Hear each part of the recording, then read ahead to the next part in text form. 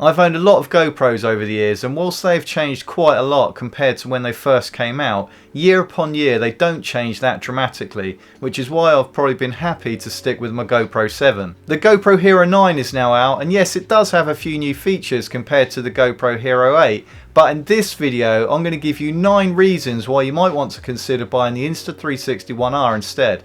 So let's get straight to it. I could tell you 100 reasons why to buy one camera over another, but regardless of how many features it has, the determining factor for a lot of us is cost. If we take the Insta360 1R Twin Edition, which is effectively a GoPro style camera and a 360 camera, this would have cost approximately $479. To match this same set with a GoPro camera, you'd need to buy the GoPro Hero 9 at $449 and the GoPro Max 360 camera at $499. A total of $948, so the two prices are miles apart, and the Insta360 1R gives you much more camera per dollar spent. As humans, we're all a little bit lazy at times and we want shortcuts to get things done, and this is exactly what the Insta360 1R gives us, is a shortcut to some great AI effects in their shot lab. The Shot Lab is a growing library of AI effects that you can shoot anything from 1 to 6 shots, and the AI in the app automatically edits your shot into a fun, sometimes crazy and a little bit childish, but great short videos that you can have fun making with your family, and they are perfect for sharing on social media. When you buy the Insta360 1R, you are buying into a modular system. So this is several modules that are brought together to complete one camera. And these modules can be changed, disassembled and reassembled to form a new type of camera dependent on what you want to use it for. At the heart of this modular system is the main camera core, which is the camera body that has an integrated LCD screen. The secondary part to the system is the lens, and this is where the camera system can really show off its versatility. With the Twin Edition, for example, you're buying not just one camera, but two cameras in one. You have the wide angle 4K mod, which is essentially like a GoPro style action camera, and you have the 360 mod, which has a lens either side, giving you your 360 degree view of the world. In addition to this, you can buy the 1-inch mod, which gives you a higher resolution and brings more detail to your images. If you scratch your lens or you crack the LCD screen, you don't have to replace the entire camera. You can literally replace the specific module that you've damaged. The future possibilities of this are unlimited, and there's already talk of a 3D mod, and who knows what else will come out in the coming months. The final piece of the modular puzzle is the battery, and the standard battery lasts for approximately 50 minutes. If you need your battery to last longer, you can buy the boosted battery, which fits in the same way as the standard battery to the base of the other two modules. And then there's the vertical battery. The vertical battery changes the modular design again and allows you to use your 1R in a vertical configuration, which may be preferred for those coming from the 1X and for those who don't necessarily want to use the camera for extreme action shots. Let's face it, sometimes shooting video can be a real effort, and it can be really distracting from us enjoying what we're filming.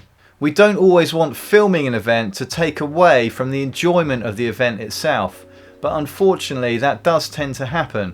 We race around trying to capture every single angle, capture what's going on in front of the camera, behind the camera, and it's time consuming and distracting. The Insta360 1R is like a zero effort multi-camera shoot. You can hold it in one place and be confident that you are capturing all the angles without having to think about it. The Insta360 1R offers minimum effort when you're filming with maximum return. This takes me on to reframing your shots, so you can lazily capture everything that's going on around you, and then you can take it into the app and you can use AI to automatically edit those shots together. Or you can reframe those shots by manually inputting keyframes, which gives you unlimited possibilities, and you can edit your shots over and over again to create a number of different combinations, different shot sizes and different angles. Keyframes allow you to easily change how your video looks and moves, and if you're not happy, you can just re-edit it in a different way. And this can be done on your mobile using the Insta360 app or on the Insta360 Studio on your desktop.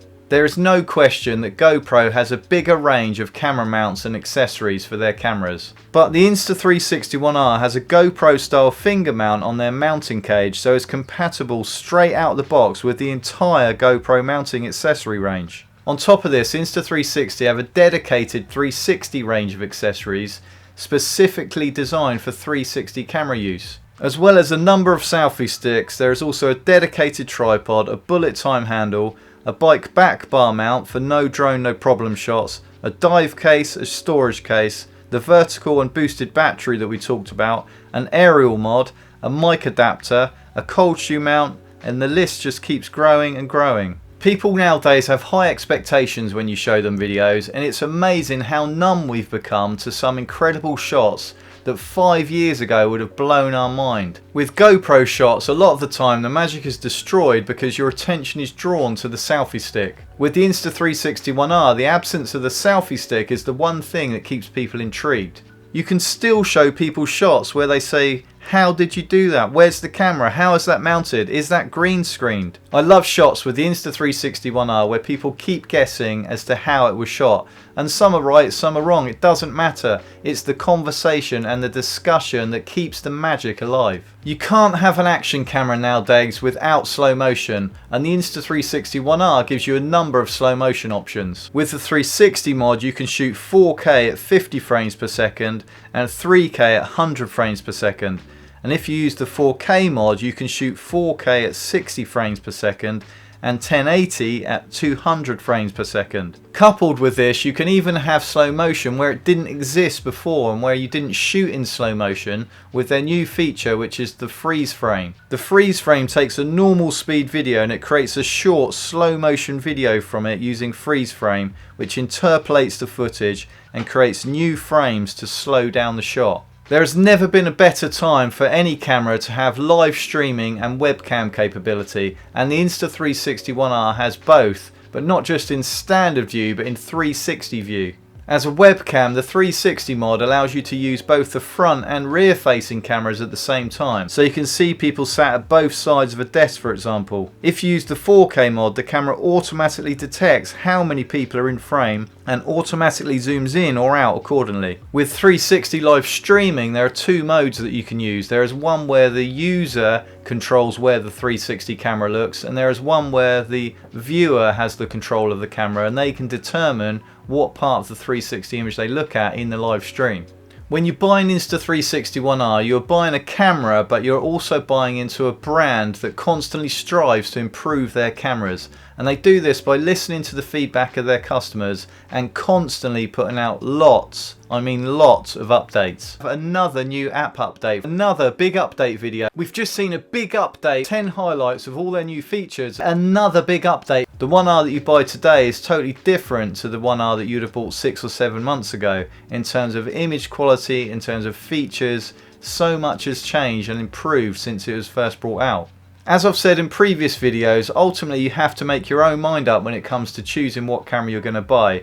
And with any camera you will always find good and bad reviews. This video will hopefully help you make a decision one way or the other, so let me know in the comments what you've decided and why. You can watch these two videos next. My name's Rich, thanks for watching and I'll see you in the next video.